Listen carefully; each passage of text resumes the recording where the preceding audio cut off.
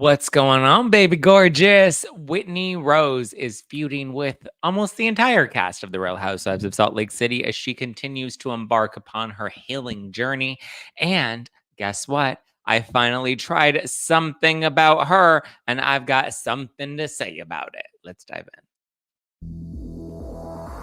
You're listening to No Filter with Zach Peter, your go-to source for all the latest pop culture and reality TV tea, served fresh all week long. Now, let's dive in. What's up, everybody? Welcome on in. Welcome on in. Welcome on in. It is finally sweater season, which I'm loving. I like that I finally get to bring out my hoodies. I'm such I mean, I know I was living like summer in sleeveless tank tops and whatnot, but like I'm loving the hoodie vibes, hoodie season. It's fun to wear like an oversized hoodie and to just feel comfy, and it's still kind of stylish. I have on like my Fabletics joggers and my oversized Fi hoodie. Fi is like a dog monitor. It's like a Fitbit but for dogs. I got it when Sky was a baby, and I got this sweater. But now I have two of them, and keeping track of them is just a little cray. So I haven't kept up with his spy collar lately, but it is great if you do have a dog. Yeah, that'd be a whole snack. A snack for the Zack Pack. Stacy says the coldness in LA feels so good this morning. Wearing my Scented to Darrow. Oh my god, the Scented to Darrow hoodies are truly my favorite because they're so comfy. I have it in a size large because I got it when they did the promotion. There was like it was a Uber Eats promotion, remember? And they had the Boys Lie shirts. And so you could order like a Boys Lie shirt on Uber Eats. And you can also order a Send It to Daryl merch on Uber Eats. And so it was through that I ordered the Send It to Daryl sweater, and they only had size large at the time. So I got that, and it's good. It's like a big oversized vibe. I do love that one. That one's one of my favorite hoodies. Where is my Send It to Daryl hoodie? I think it's actually right there. She said, "So comfy and great." Yeah, such high quality. Such high quality. Like, I was surprised at how good it, because sometimes merch can be really cheap. As somebody that has sold merch over the years, I know when, like, quality just falls short and I don't like a vendor, and that's why, like, I always like to make sure my merch is super comfy. I always like to do a tri-blend. That way they're, like, loose and kind of, like, breezy, but they can still be kind of cute, and you can wear them like to chill. Like I wear my merch to sleep in. I used to wear them to the gym. I wear them out. Like quality is very important. I'm actually working on some new merch right now, some new Zack Pack merch, which I think you guys will enjoy. And you have to buy it and like send me pictures because everyone like always orders them. And then I'm like, but send me pictures. I want to see you guys in the merch. But anyway, that's neither here nor there. Should we talk about Salt Lake City? Or should we talk about something about her? Because I went.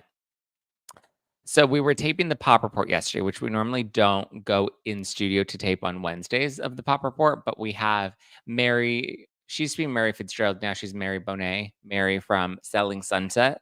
She was on the podcast, and so we worked with her schedule and got her on the pod, and that was really fun. We had a great time. But I was out there, and then I had like an appointment to go to, so I ended up being in WeHo for like most of the day, and I met my friend Jacques, who you guys know Jacques. He's from the Unpopular podcast. And so which I don't think he does anymore. Now it's just like a Patreon that he does. But anyway, he loves something about her.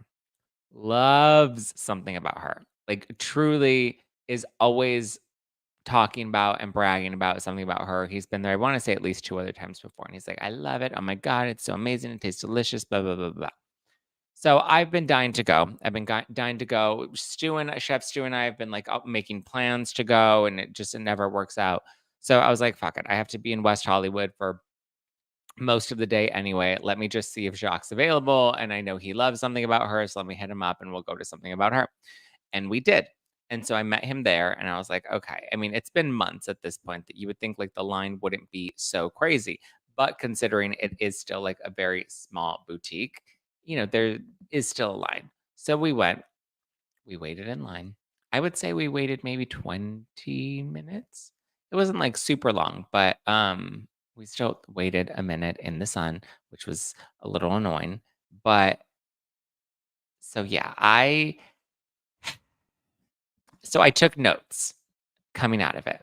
And Jacques, like I said, Jacques loves something about her and is always raving and bragging about something about her and how delicious they are. So red flag, no, or not red flag, but like annoying part number one was waiting in line. Like it's annoying to have to wait in line, but I understand like it's not the restaurant's fault. It's just that there are people there. And so we went maybe about, it was Wednesday at 3 o'clock because my appointment was at 4.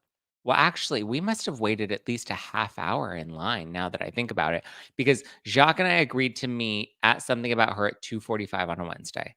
Figured it was a random Wednesday, like it wasn't gonna be that busy, right? So we get there both right before 3. He gets in line before I do. By the time I get there, so we waited in line for about a good half hour now that I think about it, because I remember by the time we went up to order, it was like 3:20 something, like almost 3:30 at that point. And I was like, shit, I'm gonna have to like scarf down this sandwich and then run to my appointment. So anyway, so we finally make it in. It's a very cute spot, very quaint. It's tiny. So, like, it's very compact. So you're like practically on top of the person next to you. I would think maybe we could kill like two tables on each side, maybe one table on each side just to give people a little more room. But I understand they want to fit as many people as they can because obviously they don't want people waiting outside and waiting in line. And they usually brought in like two parties at a time. And most people came in like parties of two, or some people came on their own. And what I did like about people that came on their own is like when they were inside the restaurant or inside the sandwich shop and they were eating alone, like it was nice to see that people next to them or people around them would like talk to them and like make friends. And so great camaraderie, great ambiance, very cute space. Like the vibe was very cute, very cutesy, very demure, right? Going up, ordering from the menu. Staff is incredibly sweet, right? Staff is nice. Everyone there was lovely. No complaints about the actual team members. There was no Katie. There was no Ariana. There was no Katie's mom. Literally no one that uh, would have been that you would have ever seen on Vanderpump Rules. None of them were at the restaurant, which was kind of an issue for me. Not for me personally, but kind of an issue for me because I'm like, what the fuck is Katie doing? Like, I understand, like Katie's mom has been busting her back from what I've seen on social media that like Terry is always there. Terry's there more than Katie's there. But my thing is, it's like, why isn't Katie there? Like at Schwartz and Sandy's, Schwartz is there every day, serving, pouring drinks, passing out shots. Like Schwartz is there. They even plan days. And like I get it. Ariana and Katie are busy. But like me, no Anne either. There was no Anne, there was no Terry, there was no Katie, there was no Ariana. I personally don't care to meet them because I've met them before. I know Ariana. I've met Katie. I've never really been a big Katie fan in general, but like I didn't want a selfie with them, so it's not like I would have cared to have seen them there. However, I just think, like, your fans are waiting in line. They want to see you.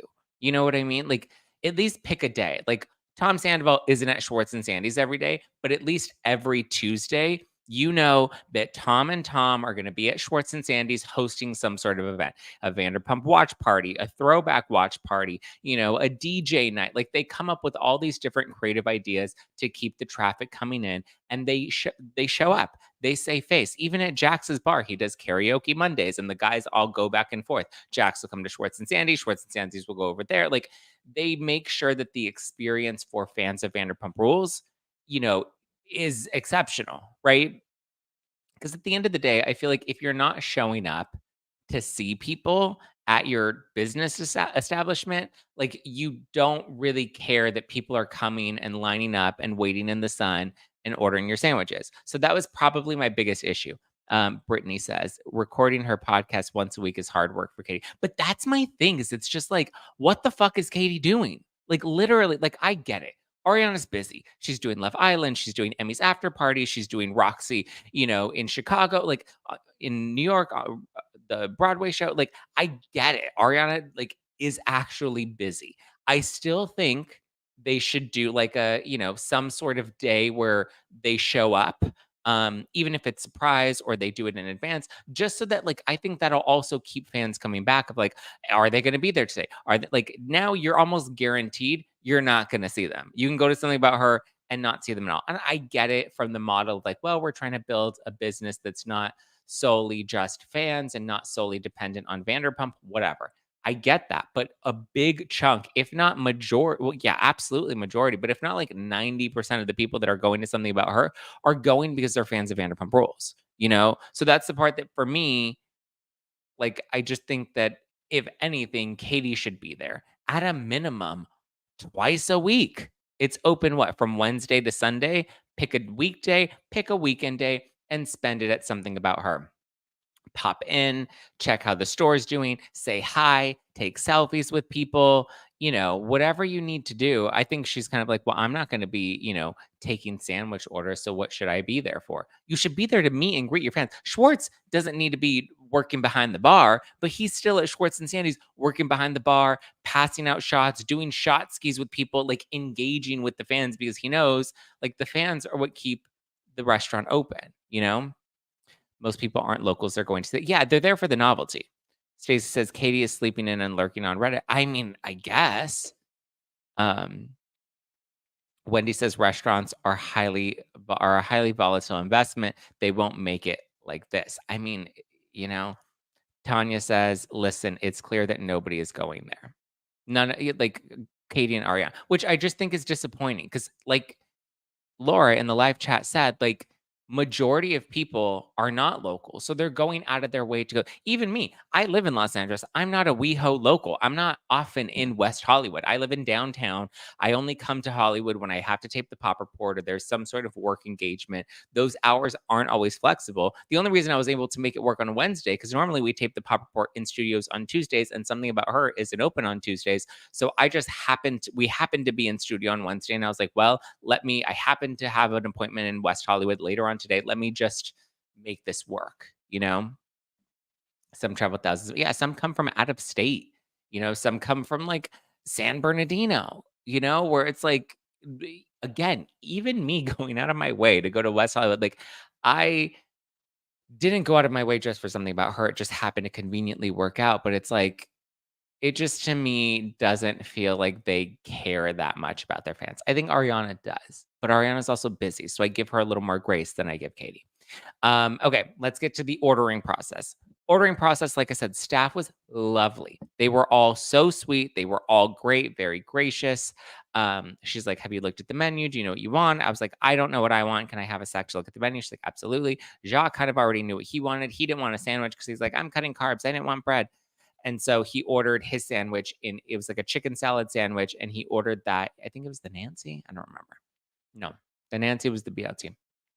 It was some sort of chicken salad that he had put on a bed of lettuce. So he had the sandwich made into a salad, which I like. I like that they have that option so you can go for the low carb. That's typically what I would do in any regular establishment. However, in this case, I wanted to try the bread, especially because there have been so many critiques about the bread. It's something about her and like the bread is hard or the bread is, it's too it's hard to eat because it's, really dry or like what do you say when you like hard? Well, I guess hard, but like, when you like bite into it and it's like um hard to chew into. It's not like crunchy, but it's like that super like, yoga matty type of bread.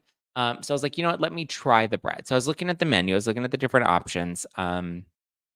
Jacques really wanted me to get the BLT. He's like, get the chewy. Yes. He really wanted me to get the BLT. He's like, get the BLT, get the BLT, get the BLT.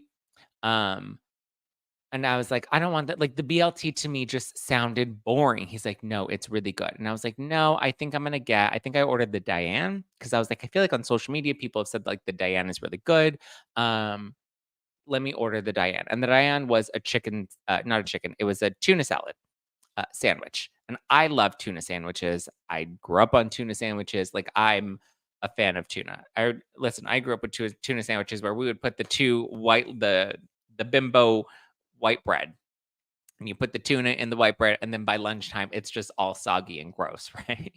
um but and I remember growing up, like my mom used to cut like pickles and put like little pieces of pickles in the tuna sandwich as well, and so there was, like, that crunch, and so when I was reading what was in the sandwich, it said there's, like, capers in the tuna sandwich, and there was, dill.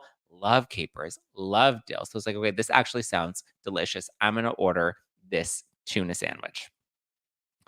Not really high expectations. I mean, people were saying that some of the sandwiches are really good and some of them are pretty meh and mediocre. Jacques, like I said, loved the BLT, but the reason I did not get the BLT is because I thought it was going to be boring. I was like, I don't like BLTs in general, that like bacon, lettuce, tomato, like it's so basic that like, I want something that's going to have a lot of flavor to it. So Jacques ordered his salad. I ordered I think it was called the Diane, um, $14. Fine, whatever.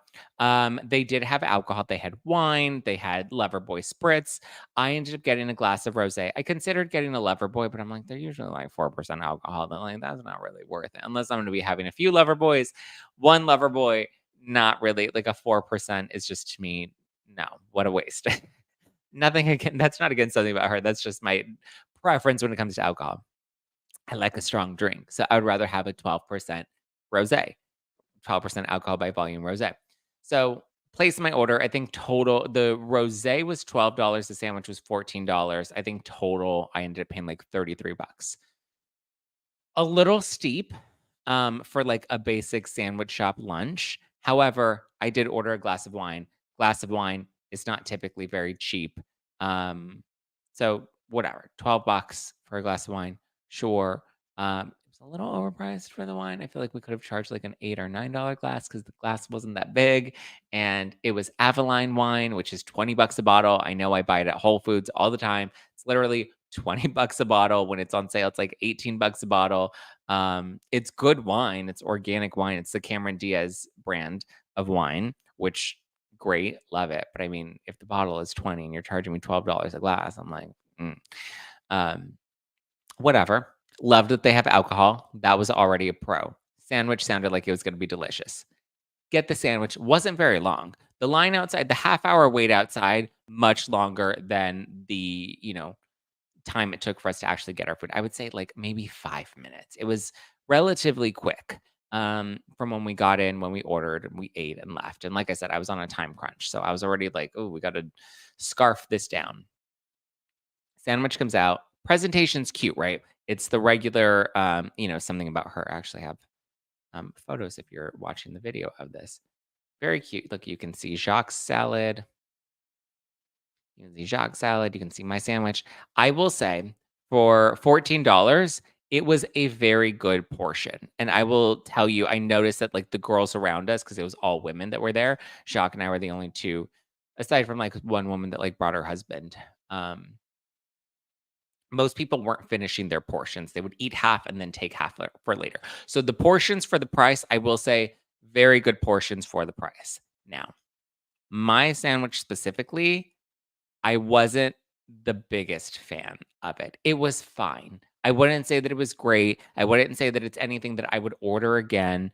I was expecting it to come. So it came on like this. What do you describe this bread as? It's like um, I don't know. It's like that rolled kind of bread, like a sandwich roll. It looks like a good size sandwich. Yeah, Sharon, it is a good size sandwich. Wendy says, I order my drink alcohol by volume too. Yeah, it's like if I'm gonna pay the price, if I'm gonna pay $10 for a Loverboy for 4% alcohol, or I'm gonna pay $12 for a 12% glass of wine, you better believe I'm gonna get the wine. I want the most, bang for my buck. Oh, a hoagie roll. Okay. So it was on like, or a baguette. Okay, well, which one is it? A hoagie? Well, a hoagie roll. Okay, so people are saying hoagie rolls. It does kind of look like a baguette. I will agree with you. I don't know if hoagie and baguette are the same thing, but that's what it was. So half of the sandwich was on a whole one, and then the other half was on a half of one. A hoagie. Okay, so it was a hoagie bread. Now, what I will say is it was very basic. It was not there was I was expecting there to be good flavor because of the dill, because of the capers. I love those flavors. And with tuna, I was like, this is going to be delicious. It sounded fresh. It sounded yummy. It was very basic. It wasn't very flavorful. The bun itself, the hoagie roll, yeah, the bun itself, it was way too much bread. Now, to be fair, I'm not somebody that eats bread. I don't eat sandwiches very often. I'm for the most part 90% gluten free. Um, Baguette is thinner and a harder bread. Hoagie, yeah, okay, so it's definitely not a baguette.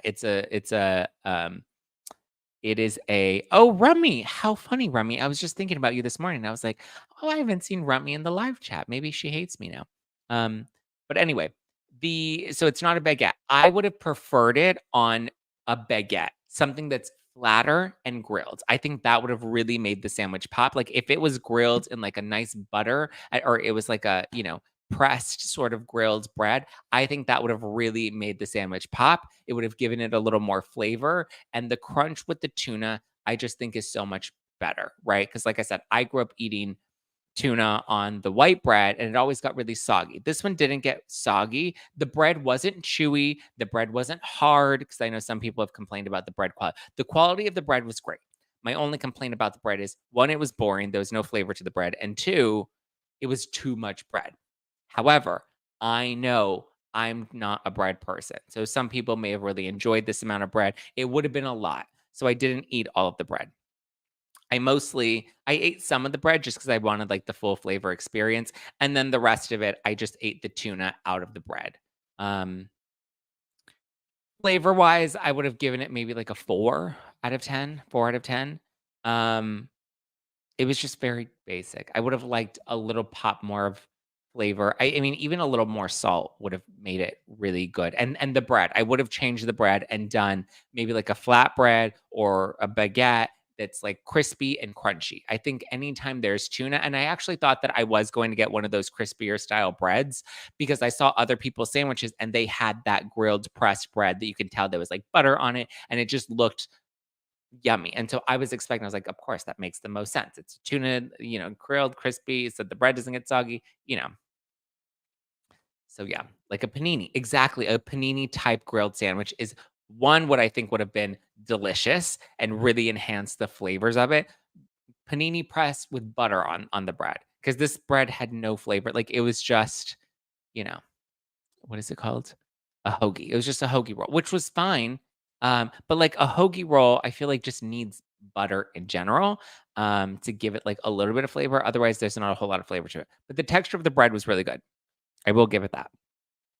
Some fresh squeezed lemon or zest and tuna would have added extra. Yes, that's what I was expecting. I was expecting fresh, zesty, because I mean, dill and capers, hello, delicious. And then what was there arugula?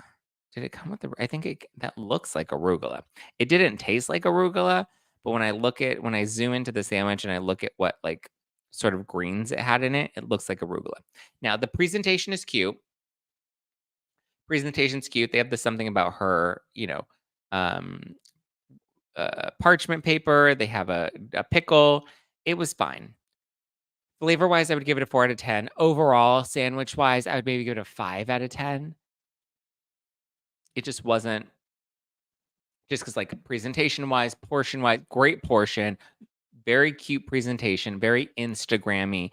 Is it something that I would order again? Absolutely not. I would probably try a different sandwich. Maybe I would try the BLT that Jacques recommended. Even his salad looked delicious. Like his salad looked really good. It just looked yummy. It was the sandwich that they turned into a salad. It was very lettuce heavy, which I like, and it had that, like, crunchy romaine lettuce that was all chopped, and so that looked yummy and fresh. Sharon says, "Sounds like they definitely need to elevate the basic. It needs to pop." Unless they're just cool with basic. Dante says, "I've never had a good tuna sandwich anywhere." I have had good tuna sandwiches, I will say that. But again, it comes down to like, I think what makes a tuna sandwich work is the bread. A good, crunchy, crispy bread, like because the tuna is gonna be kind of cold, right? And then I just think the juxtaposition of, like, a fresh, hot panini press bread with, like, fresh butter just really ties it all together. Again, I'm not a chef, I'm not a professional food critic, I'm just that would be my preference. They were out of the Cameron, which actually, let me see if I can pull up the something about her menu. Something about her menu. You are my no, I don't want the merch. See, if I'm being honest, the merch is also kind of very basic. You know what I mean? The merch is also very blah. Okay. Oh, yeah, I did get the Diane. Oh, no. Yeah. The Diane. Artisan baguette. I would not say that that's a baguette. That is definitely a hoagie. Um, but it says an artisan baguette, which is, I think, in my mind, why I thought it was gonna be like panini pressed crispy. Um, so it was an artisan baguette, Sicilian style tuna salad with olive oil, sunflower microgreens, marinated fennel, preserved lemon, and fresh dill. Could not taste the preserved lemon. There was no zest to the sandwich. Fresh dill, like, it was fine. Like, there wasn't I would have preferred a little more dill. I think a little lemon would have made it pop a little more. I was a little concerned about the marinated fennel because I personally don't care for fennel, but I couldn't taste the fennel at all. Sunflower microgreens, okay. It did look like there was arugula in the salad, though, or in the sandwich, though. But olive oil, I mean, it really just needed some extra salt and pepper, to be honest with you. Um, but yeah, so that's one that I got. Oh, sorry. The Diane is $16. I thought it was 14, but it's actually, according to the menu online, $16. All sandwiches come with a pickle spear and can be made as a salad if you're not in the mood for a sandwich. Got it. They have the carry. The carry is toasted 7-grain bread, chickpea salad, kelp flakes, marinated fennel, preserved lemon, Kalamata olives, fennel fronds? What are fennel fronds? Gem lettuce, salt and pepper. Oh, S&P. Oh, mine did come with salt and pepper. Didn't taste like it, but it did come with salt and pepper.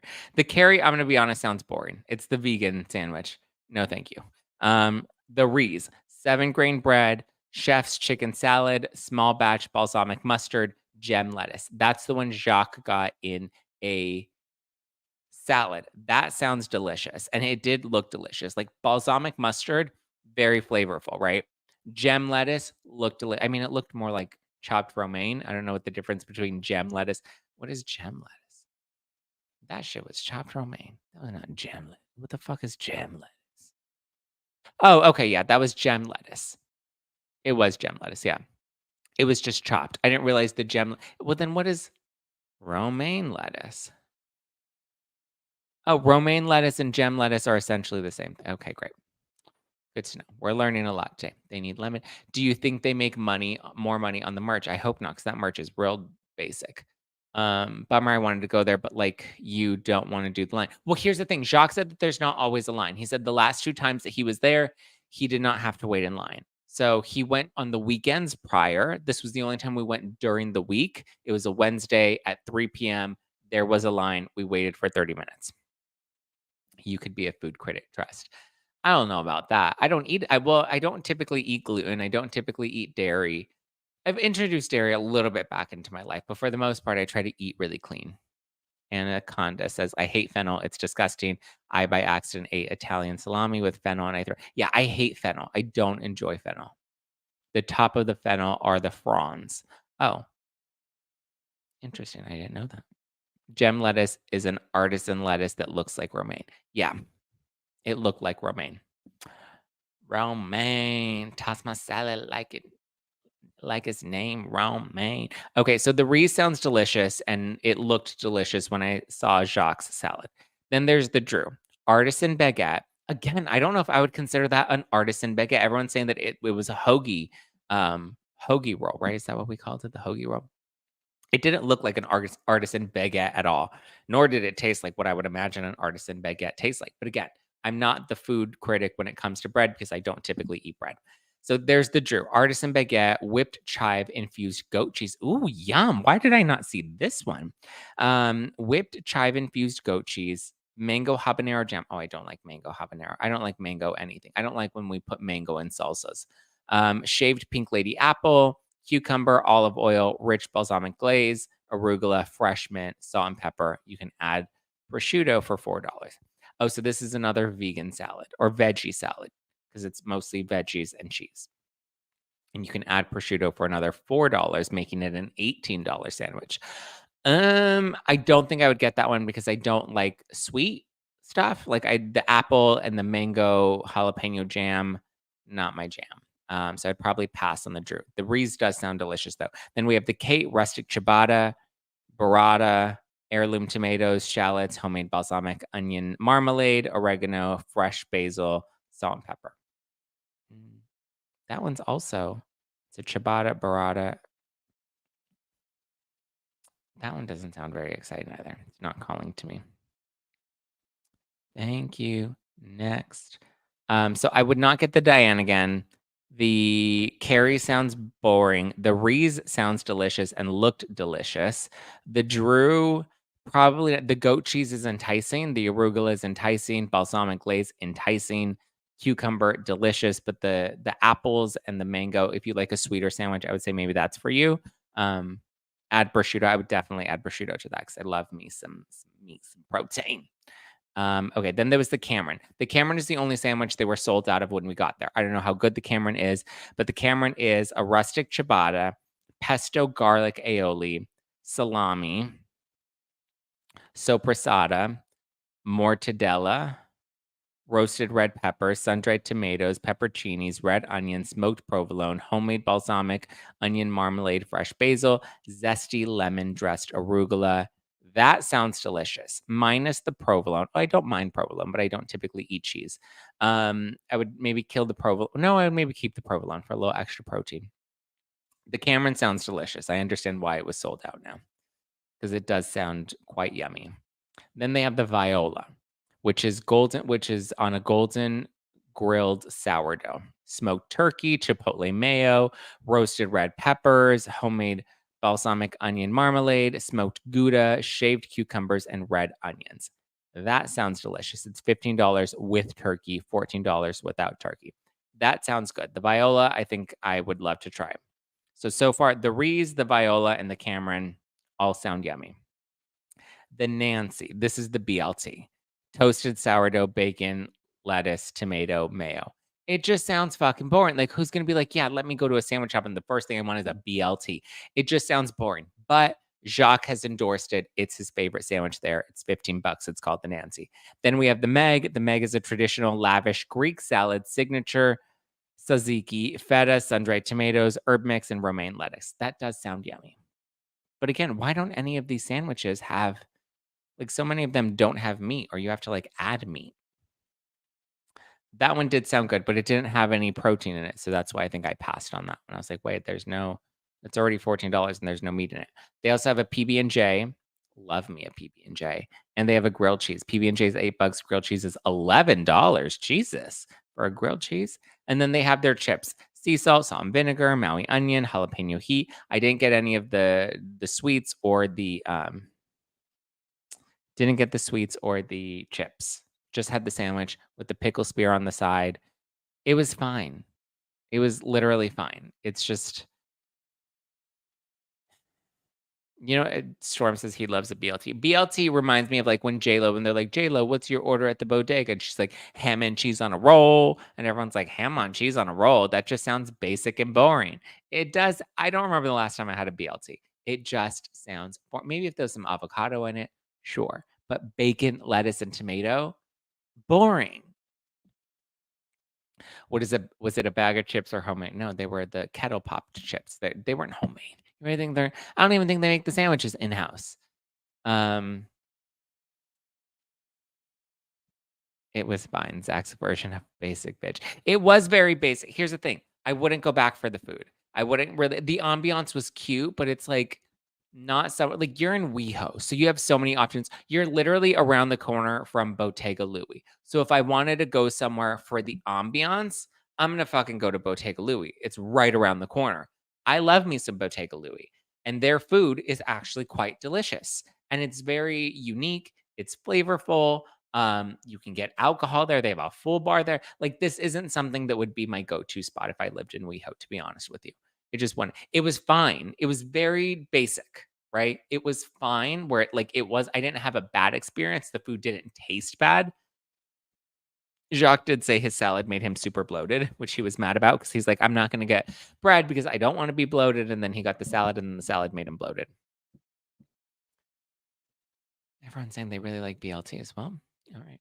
Christina says, why are we talking about sandwiches again? I feel like everyone has done this already when they first came out. Because, Christina, I've never been there before. And if you tuned in at the beginning of this, I said I went to something about her for the first time. And so I was giving my experience. If you look at the title of this episode, it says, I tried something about her, parentheses, review. So that's what we're doing. We're reviewing something about her. So I'm talking about the experience, the taste, the price, the sandwich, all of it. I would have liked a little more wine for $12, like, just, like, a little more, but the cup was, like, little. It was a little plastic cup, and so I was like, "Okay, fine." Would have liked a heavier pour in a wine glass, but it's fine. Listen. Um, Wendy said, "And some offerings for the unrefined and uncultured." Yeah.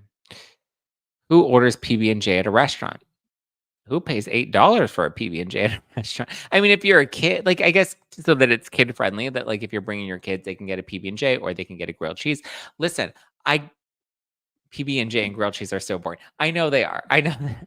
But I you don't typically have PB&Js or grilled cheeses. I mean, I guess anywhere you go, you can order a grilled cheese, but, like, you don't typically have a PB&J. Like, sometimes I'm like, I would maybe wanna be in the mood for PB&J. I love BLT with cheddar cheese. No, I don't want cheddar cheese in my BLT. Jen says, I'm kind of funny about food. So if I order something I like from somewhere, that becomes the meal I get for that from that particular place. This would not be the meal I get from this particular place, but I do want to try the other ones that sound good. I guess at this point I have to try the BLT. I want to try the Viola. I want to try the Cameron. And I want to try the Reese. Like I said to Caroline Brooks, let's see where things are in 5 years. I don't know if there's enough to keep people coming back for 5 years, to be honest with you. BLT needs some smoked turkey, maple cured bacon, fresh tomatoes, lettuce, maybe some jalapeno jam. I love sandwiches. It needs to be elaborated if it's 15 plus. Okay, Caro, there we go. I agree with you. Like, really make it elevate. Like, make people want to come back to keep ordering sandwiches. Obviously, they got Jacques hooked on it. I did not see the lot because it's also so tiny that, like, the people you're sitting you're kind of crammed with the people next to you, right? We were seated at the end of the row. So we're also right in the line of fire of when they're walking in and out with the sandwiches. It's very tiny. Very, very tiny. Brittany says, I wonder why no one from Vanderpump Rules has visited, like not even LVP. Do we think there's beef because of Chef Penny? I don't know. Yeah, LVP hasn't visited. Schwartz was the only one that I think went in to pick up a sandwich. I do like that you can go in and order a sandwich to go. I probably wouldn't eat there again. I would probably next time I go, maybe order 2 sandwiches to go and eat them somewhere else. Like I've already went in, I did the dine-in experience. It was fine. It's cute. It's very, very cute, very photo op-y. Um, but not somewhere I need to dine in again, to be honest. But I mean, I would definitely recommend doing the dine-in experience. That way you get that full experience. Brittany says, I would think Katie or Ariana would ask some of them to pop in to make their customers happy. Yeah, I mean, listen, Schwartz does that all the time. Schwartz has Kristen come in, Jax always come, like they're always going back and forth. They're doing the bar hub, all that fun stuff. I just don't think Katie and Ariana care, to be honest with you. I think they're like, "Oh, this is cute. This is like a fun side project." And I don't think they need to care because, everyone's showing up and lining up for it and it's like keeping it busy, right? So because it's staying so busy, there's no need for them to have to like think outside the box and try to get other people to come in. So like they're not going to make that extra effort because it's doing fine as is. Storm says Jacques doesn't cook. What do you mean he doesn't cook? Oh, because he likes the sandwiches? I didn't does he not cook? Marianne Stout says, "The whole problem is that if I'm going to do sandwiches, I want it made fresh. It makes a big difference." I don't know, did you meet Katie's mom? No, I'm telling you, nobody from the show was there. Not Katie's mom, not Katie, not Ariana, not Anne, literally no one. Which to me, for the fans, like, I would think that you should have do something, like, have some sort of presence, but I haven't seen Katie there in a while. I haven't seen Ariana there in a while.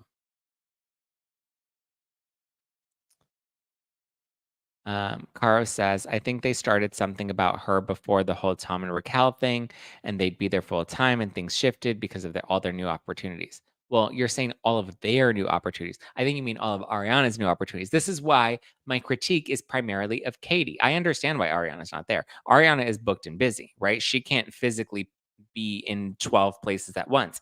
Katie, however, what is she doing? Why is she not there every single day? The Mel is a rap, and it was to die for. Okay, which one? I don't. Which one was the Mel? Let's see. Um, I personally don't care for a rap. There's no Mel on the menu. Oh, I think you mean the Meg. The Meg looks like it would be a rap. Yeah. Okay. So Dante's saying the Mel was great as a rap. Jacques was saying the Nancy, which was the BLT, was great. So those are two options that people have tried and true. I would not recommend the Diane. It was fine, but it wasn't, you know, amazing. Katie, yeah, Katie has her like when Vanderpump Rules ends, so will something about her. If it even lasts that long, to be honest. Um, Brittany says, from watching Katie from the show, her mind is probably thinking since Ariana isn't going to be there, she doesn't have to be there either. No, you should want to be there for the customer experience. Again, I don't. I've already met them. I know Ariana. I've met Katie. I don't need to see them. I don't need a selfie with them. But people would appreciate that for sure. Storm says the success rate of new restaurants is estimated to be about 20%, with 60% of the restaurants failing within the first year and 80% failing within the first 5 years. How long has Schwartz and Sandy's been open? Schwartz and Sandy's was post pandemic, right? They opened in 2022. Did Schwartz and Sandy's open? No, what year? Oh, they opened to the public in November 2022. Oh, wow. So they're not even 2 years yet. They're barely gonna be hitting 2 years. Okay. Listen, I will tell you, Schwartz hustles to keep that place open. Hustles, and I don't think that they're in a great location. I think the location's a little tricky. They sound like 60% a 60% casualty within the first year. I don't know, they may have some. I would predict they maybe last longer than a year. Um Yeah, I would say they maybe hit the 2-year mark, maybe. I don't envisioning them being around for 5 years, for sure. Uh, yeah, success rate is 20%, 60% of restaurants failing within the first year. Wow, that's yikes. Katie's not there because she doesn't wanna be. I mean, yeah, that's the real answer, Natalie, I agree. Laura says, "I may be weird, but I don't give a crap about seeing famous people." Well, that's the thing. People are going there for this spot for the novelty of Vanderpump Rules. That's why I think they should be there. Otherwise, make it a great experience with exceptional food, right? Like make the food so good that people always want to go back there. Make that the go-to spot for somebody to grab their lunch. Experience-wise, you have Bottega Louie around the corner, right? Sandwich-wise, oh my god, you have so many places around there that have sandwiches that I'm just like, there's nothing outside of the Vanderpump Rules novelty that makes this place exceptional, you know? So that's my thing. I don't care about seeing celebrities either. I personally don't think I would go back unless it were to try a different sandwich to then have content to discuss on the podcast. Be like, okay, I tried that one. Now I tried this one. So, you know, I don't care to see celebrities either. I mean, listen, I live in Los Angeles. People are, whatever. So, yeah. They are the face of something about her being present is vital for its survival. They need to be more committed. I agree, but I understand Ariana's busy. My thing is like, what the fuck is Katie doing? You know? Yes, it's really sad. Breaks my heart liquidating family run companies and losing their staff's livelihoods. Yeah. When Vanderpump Rules is finally gone. It may be gone too. Maybe girls that hook up with the same guy or guys.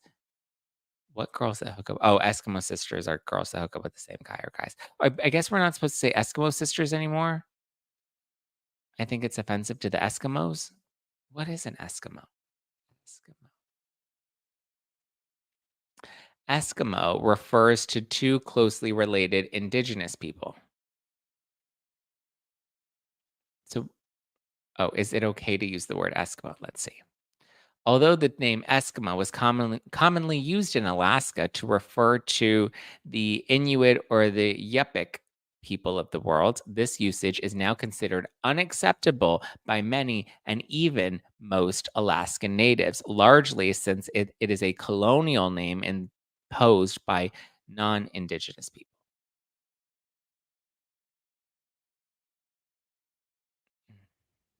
So today I lost my friends for not knowing Eskimo was a slur. Eskimo's a slur? Oh my God, am I slurring right now? I didn't even know that I was slurring right now. Stormdoor says, I am indigenous and it's okay to say Eskimos. Well, I don't want to call you a slur. I don't even know how slurs are allowed to be used nowadays, right? Like the FAG word, people use that word in the gay community. People use that all the time. Like other people aren't allowed to call I don't know. Nikki said, I had to leave the insolvency sector. It was so sad, especially closing some of my favorite bars and the stories from families. Oh, that is awful. Oh my God, we have a name for sloppy seconds now? That's what it's called, sloppy seconds. It seems like everything is a slur. I mean, we're getting there. Everyone's offended by everything at this point. Okay, we're not allowed to say Eskimo anymore. I mean, I know people have said like, "Oh, I don't think we're allowed to say that anymore." Now I'm like, "Oh, now we know why. This is a learning lesson. This is an educational podcast, and we're learning." So there we go. Woosa. Okay, let's talk about Real Houses of Salt Lake City because I can't believe we spent so much time talking about something about her. Sorry, guys, I didn't mean to talk about it for this long. We were dissecting the menu, and I was giving my thoughts and ideas. I feel like we talked about it for so long though. But Salt Lake City, Whitney Rose is feuding with the entire cast. So I just finished watching the premiere, which I thought stellar premiere. And a lot of the times premieres are not very groundbreaking, right? Because they're kind of just setting the stage for what's to come. This was a great premiere. We had drama, we had flashbacks, we had a gorgeous, lavish event. Lisa Barlow knows how to put on an event. So we see the episode is mainly centered around her Bezos event. Or, well, I don't know why we're calling it like Bezos, like Jeff Bezos. It's Besos, right? Like besito. So the event is like a Valentine's Day theme. She's bringing all the women together, and a lot of the context we get isn't from setting up the scene, it's from flashbacks of what has previously been filmed. But we open with, which I think is smart on production and editing, to just jump right into the first major event and to pull flashbacks from the other scenes. That way we get that context. Way smarter than like starting with like at this person's house and then fast forward to this person's house and then fast forward to this. And we're seeing all these conversations play out as actual scenes. And then the final scene is like everybody getting to the main event. No, I like this better. Storm says, love the editing of the premiere and the fact that it all took place at an event, seeing it all unfolds. Exactly. They filmed prior to this event, but we just got those little snippets for context, right?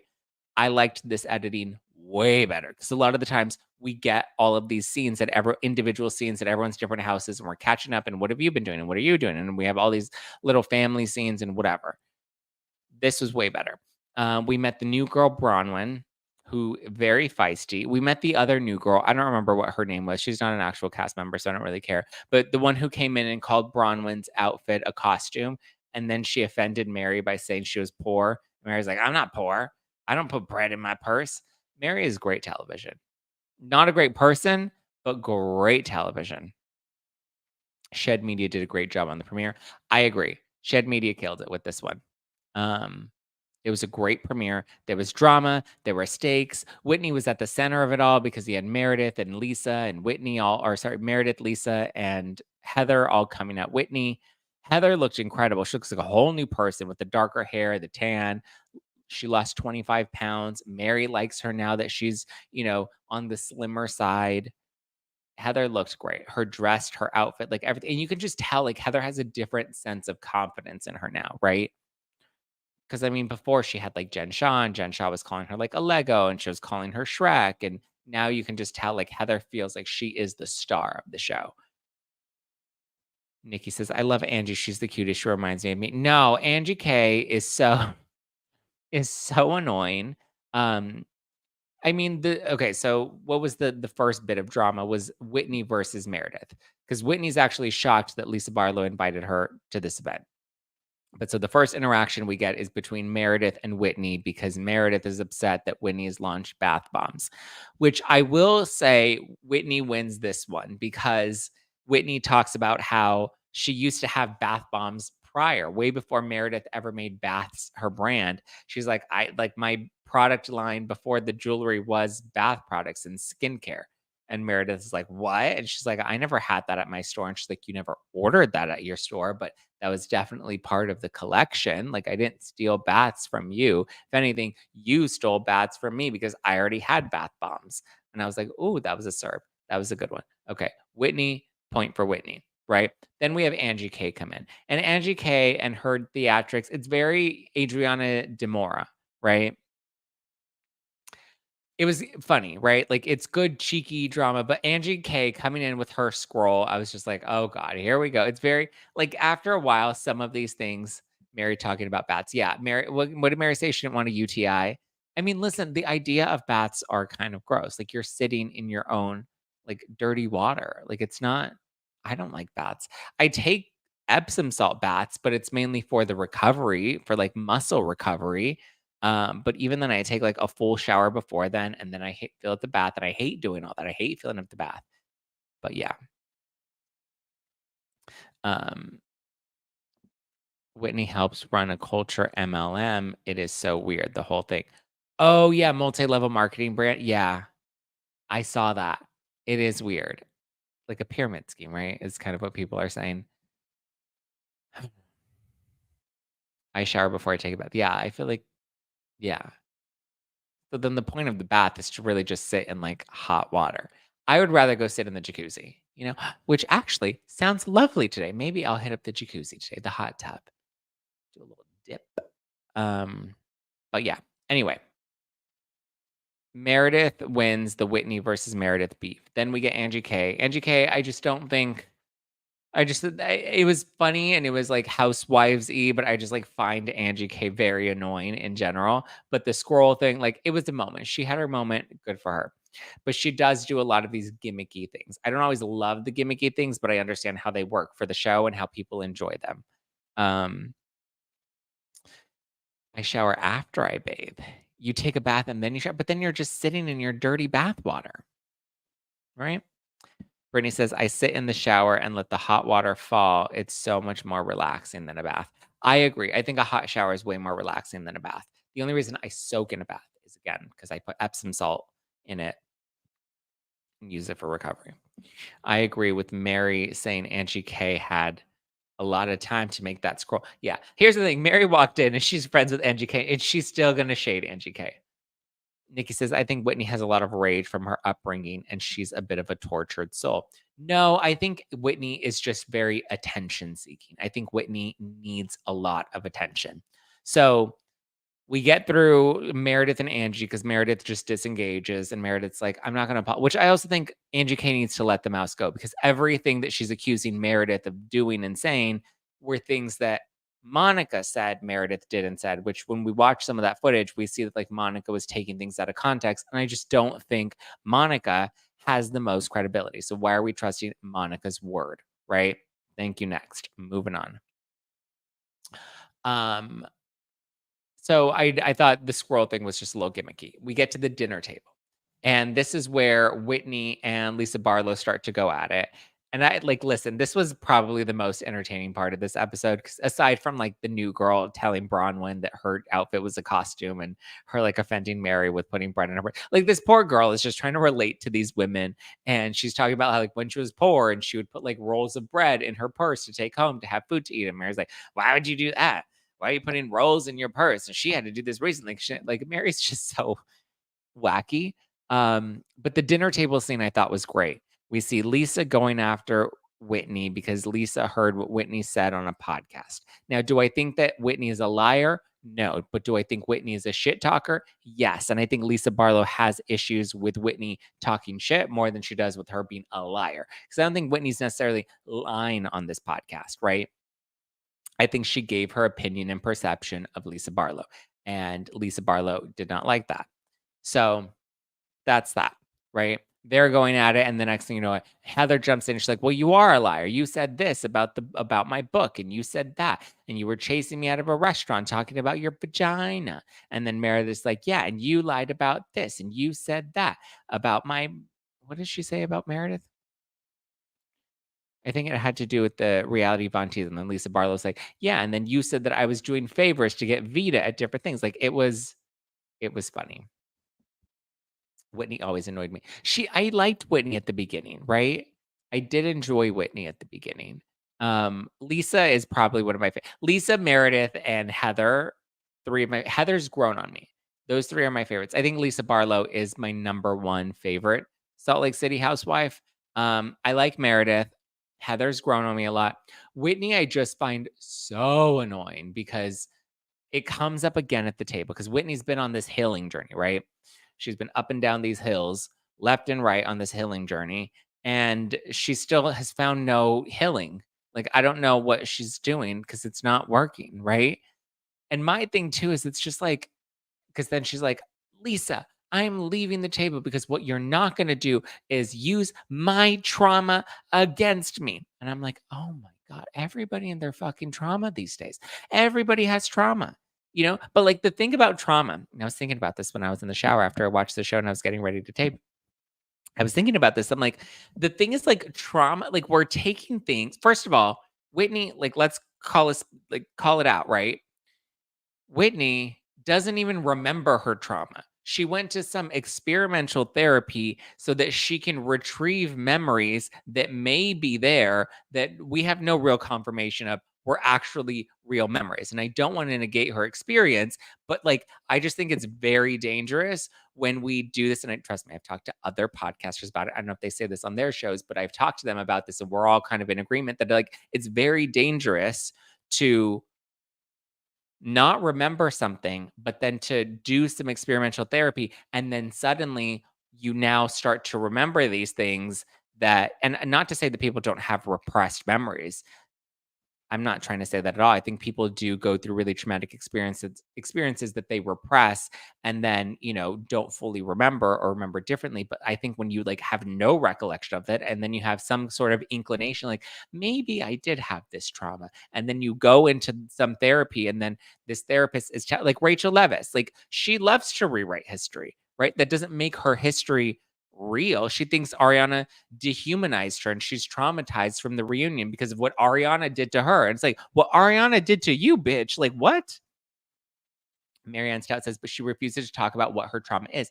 That's my issue with Whitney. Was the trauma ever revealed? No, we don't know what the trauma is. And it's so easy. And that's where I get Lisa Barlow like getting frustrated. She's like, oh my God, I'm so tired of you and your fucking trauma that like we don't even know if it's real. We don't even know what it is. She doesn't even know what it is because she was saying that I was learning about these things that happened to me for the first time. And I was like, if you're learning about them for the first time, then how the trauma is her dad, right? No, I don't think was the trauma her dad. I thought the trauma was like some other man that may have been like, we don't know. Whitney gaslights us.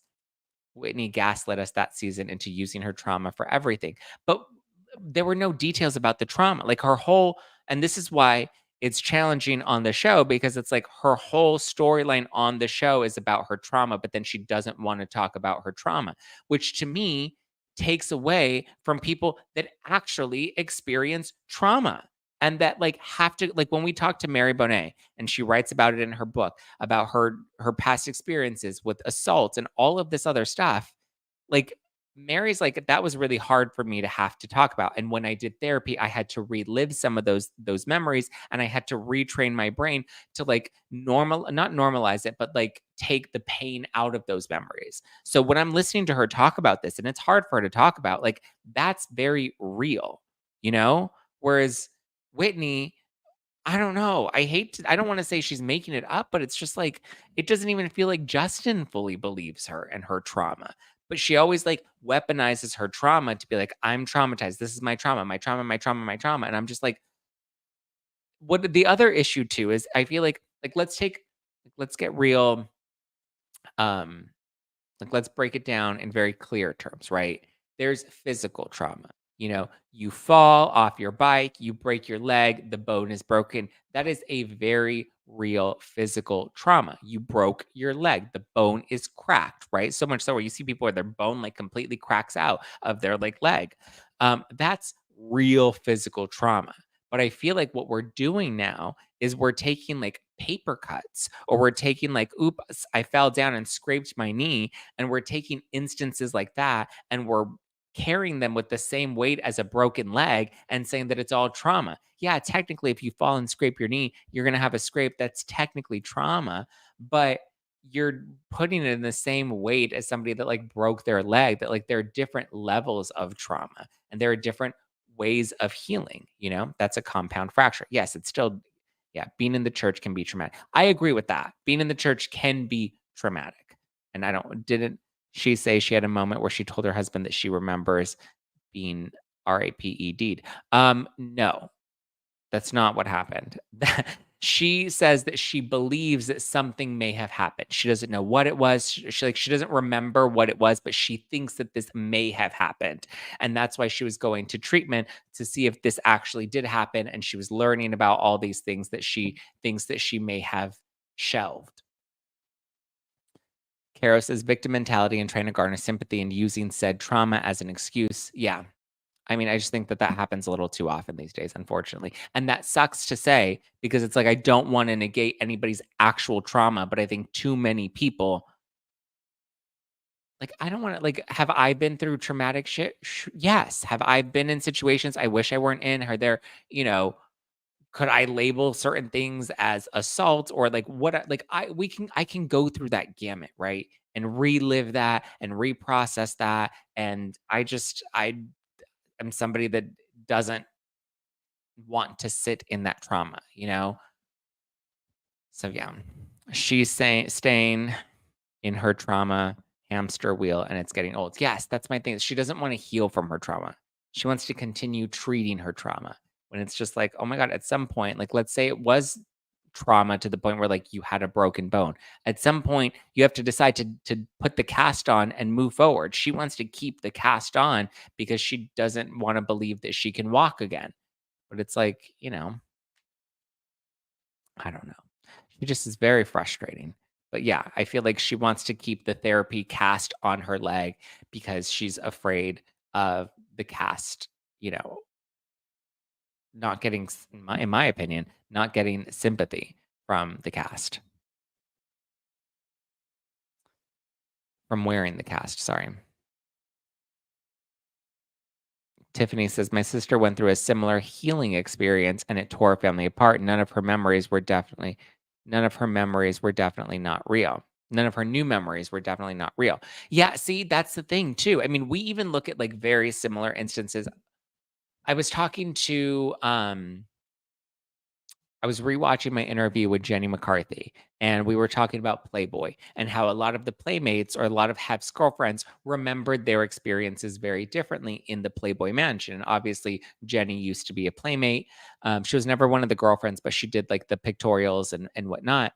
And I was talking to her about that. I was like, "What do you think? What was your experience with Playboy and with Hef?" And she was like, "Listen, when I was there, there was never like we couldn't even really be around Hef. We couldn't just walk through the mansion. She was like, it was all very safeguarded, but he was married at that time. So she's like, I just happened to come in during a window where things were extra cautious. She's like, but that's not to negate any of their experiences. But she's like, I remember when I was growing up, I'll share some of my experiences or memories from when I was a kid. And my sisters will be like, did we grow up in the same house? I don't remember it that way at all. Like people remember things very differently, you know?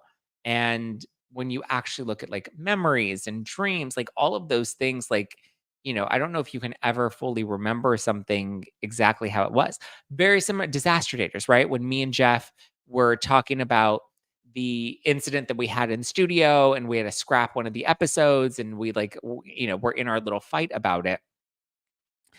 I remember how I felt in that moment, right? But it wasn't until I went and watched the footage back. And that's why I told the editor, cut all of that in, edit all of that into this episode so that people can see what was filmed for themselves. Because I remember it feeling a lot heavier than it actually was. It was still not, I still didn't love the things that Jeff said to me in that episode, but watching it back, the footage, very different from how I remember it playing out that day. Even my own reactions, right? And how I thought I reacted, and then how I watched myself react on camera, all very different, you know? So sometimes our memories are not always the most reliant. Ooh, Kristen Marie is watering her plants. Love the Jenny McCarthy interview. Thank you, Storm Doors. Marianne Stout says she doesn't want to lose her spot on the show. I think that this keeps her relevant. I honestly don't think it's show specific. I think this is just Whitney. Whitney's just one of those chronic victim people that's going to forever live in her trauma. I loved the flashback music on that episode. Yeah, that was funny.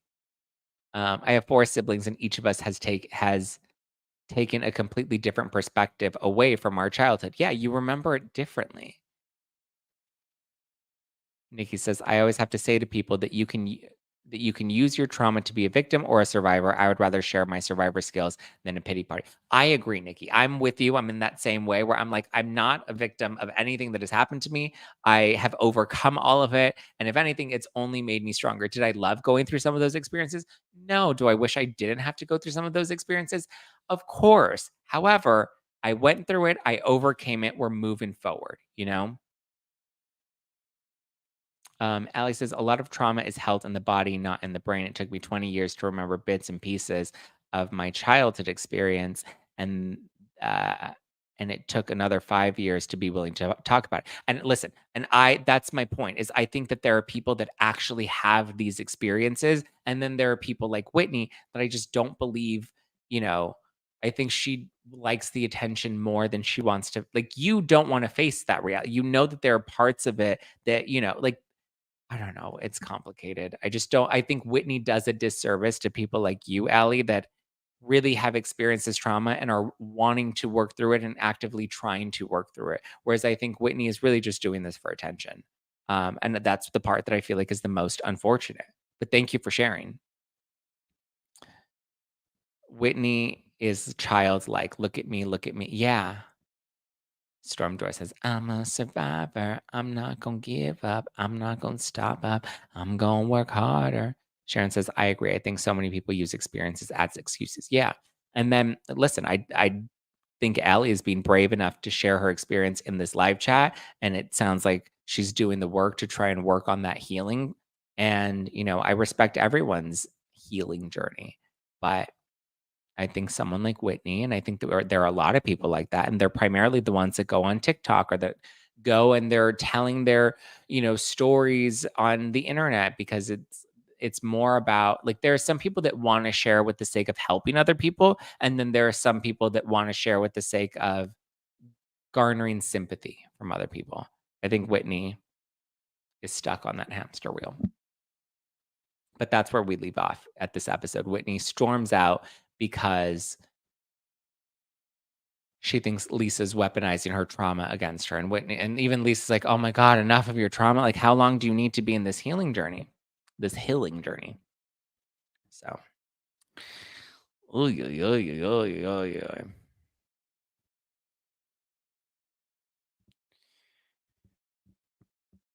Krista says, although she does a huge disservice to real victims, I don't want to minimize her experience. However, she makes it extra and wants to use it. She weaponizes her own trauma. Yeah. Sharon says, and everyone is so triggered by everything. Yeah. Listen, I've had the whole triggered conversation. Everybody gets triggered by everything, and they like want to blame other people for their triggers. Like, you triggered me, when it's like, no, when we're triggered by something, our triggers are our responsibility, and it's our job to do the inner self work to work on those triggers and use those triggers as feedback, right? Why is what this person said triggering me? What about what they said is giving me this reaction, right? Like, and then break that down and then try to figure out where the root of that is from and how we work on healing that. I think too many people get stuck in the don't trigger me, you're triggering me, without wanting to like look at, well, why is this triggering me and how do I make it on the other side of this, right? Tanya says, I feel about trauma the same way I feel about triggers. Your triggers are not my responsibility. Yeah. Storm says, "If you're triggered, sit on your hands like a child and calm your ass down." Yeah, yeah. Like, I was watching somehow on my TikTok feed, there was this video of Candace Owens, and I know she's very controversial, and a lot of people have a lot of feelings about her, but she was speaking at this campus, and I remember there was this one girl that came up and, asked a question at because she was on college campus doing a Q and A, and so this girl walks up and she's asking Candace Owens, she's just like, um, "What do you have to say to people that feel actively victimized by your presence here?" And then Candace responds and she's like, what did she say? She responded because she said, "Yeah, what do you have to say to the people that feel actively victimized by you being here?" And she said, "Get a helmet, life's hard." And I was just like, I mean, yeah, like if you're triggered by Candace Owens being on your campus, like whether you like the woman or not, like if you're triggered by her being there, don't go. Like, why are you there? Like, if that triggers you, like, it's not Candace's job to avoid certain places because people feel triggered by her.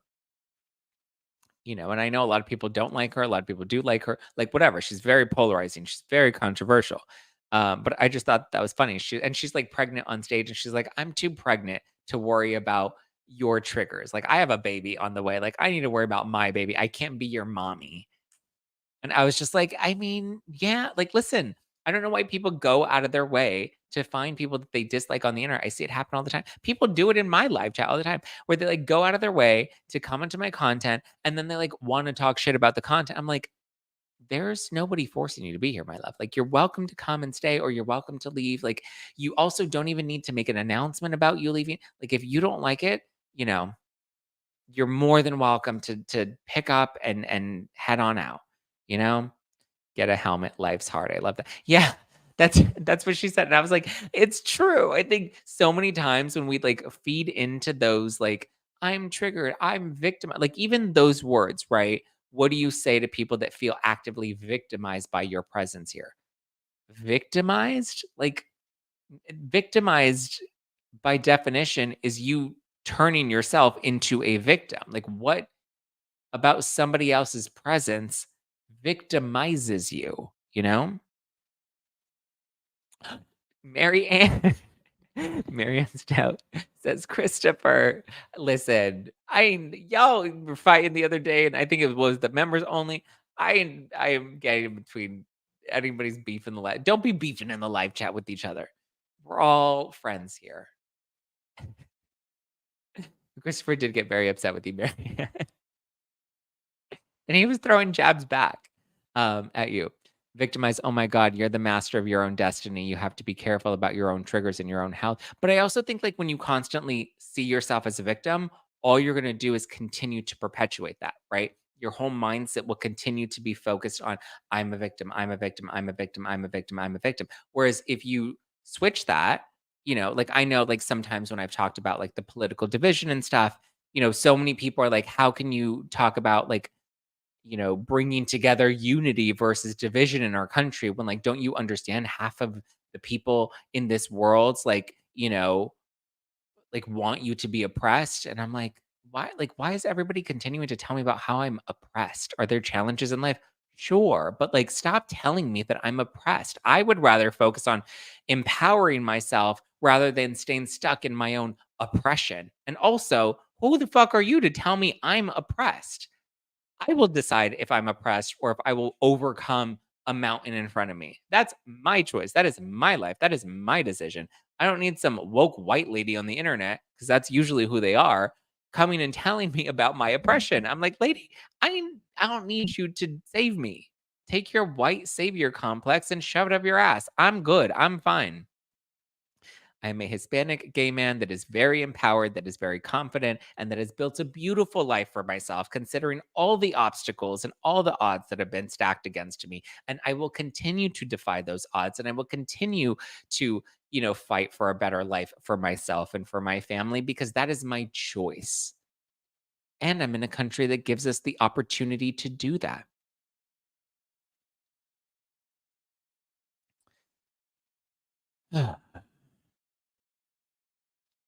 Dante said, "Life is even harder with people like her." life's hard, period. And if you focus on people like her and you focus on life being harder with people like her, then you're only going to further create that reality, Dante. If you want to think about Candace Owens making life harder on you, but yet you still find ways to go out of your way to have access to Candace Owens, my love, that's on you. You know, you don't have to like her. Many people don't like her. Many people like find her highly controversial and problematic and all the things. You don't need to keep her into your sphere at all. Yes, I agree, Stacey. Mindset is so powerful. Krista says, literally, me and Aaron were just talking about positive affirmations, and she just told me I just took a chalk maker and wrote them on my mirror. Powerful. So powerful. Those messages that you see every day, the messages that you hear every day, you know, so powerful. Have you heard of quantum leaping? Oh my god, maybe that I feel like that's maybe a little too cuckoo crazy, but like quantum leaping where you like, change your not perception, but like, oh yeah, perception, like change the way you viewed the world and then you essentially like quantum leap into a better reality. It's like manifestation and prayer and like all those things that like people believe in. And like that's why things work out for them, right? They believe in that. They manifest these things. They use the power of the secret. You know, all of these things are real. You just have to believe in them and you have to lean into them.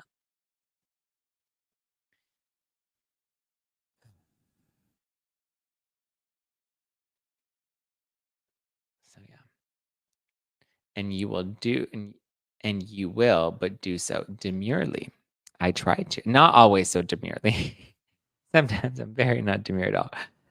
What a great freaking day to be in the Zack Pack. I hope so. Listen, some people are going to listen to this and not be ready for it, and other people will hopefully listen to this message and they'll be in the place where they're ready to receive that, you know?